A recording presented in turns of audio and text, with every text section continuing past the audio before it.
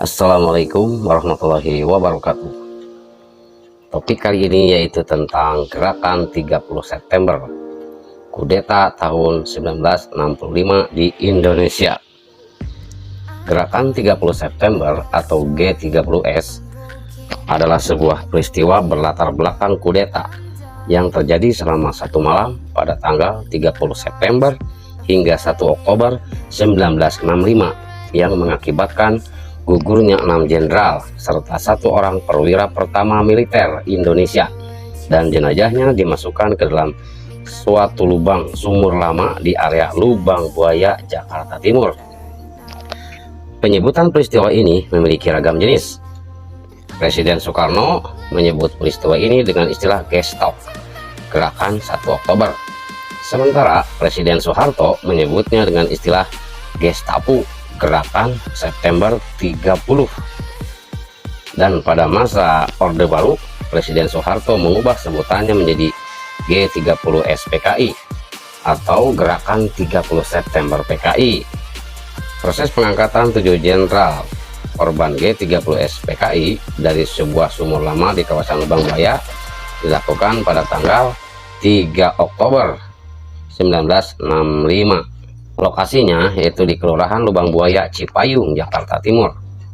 Korban yang ditemukan yang pertama Letnan Jenderal Ahmad Yani berusia 43 tahun, yang kedua Mayor Jenderal TNI Raden Suprapto usia 45 tahun, yang ketiga Mayor Jenderal TNI Mastir Podarmo Haryono umur 41 tahun, keempat Mayor Jenderal TNI Siswondo Parman umur 47 tahun, kelima Brigadir Jenderal TNI Donald Ishak Panjaitan umur 40 tahun, keenam Brigadir Jenderal TNI Sutoyo Siswomi Harjo umur 43 tahun, ketujuh Letnan 1 Pierre Andreas Tendean berusia 26 tahun.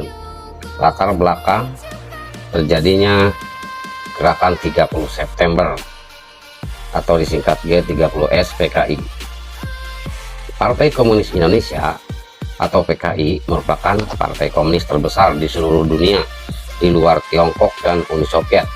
Sampai pada tahun 1965 anggotanya itu berjumlah sekitar 3,5 juta, ditambah 3 juta dari pergerakan pemudanya.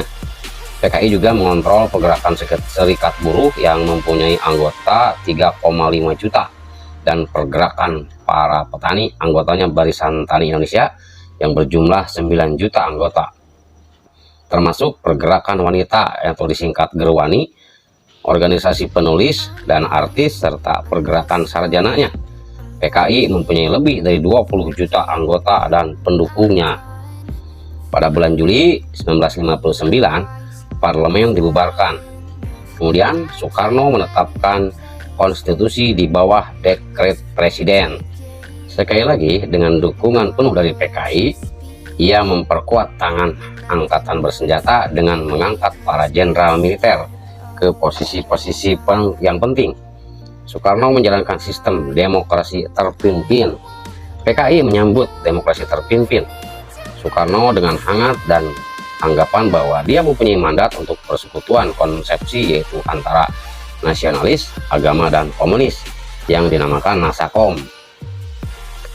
Pada era demokrasi terpimpin, kolaborasi antara kepemimpinan PKI dan kaum berjuis nasional dalam menekan pergerakan-pergerakan independen kaum buruh dan petani gagal mengatasi masalah-masalah politis dan ekonomi yang mendesak. Pendapatan ekspor menurun, foreign reserves menurun, inflasi terus naik, serta korupsi birokrat. Itulah yang menjadi latar belakang terjadinya gerakan 30 September. Sekian, assalamualaikum warahmatullahi wabarakatuh.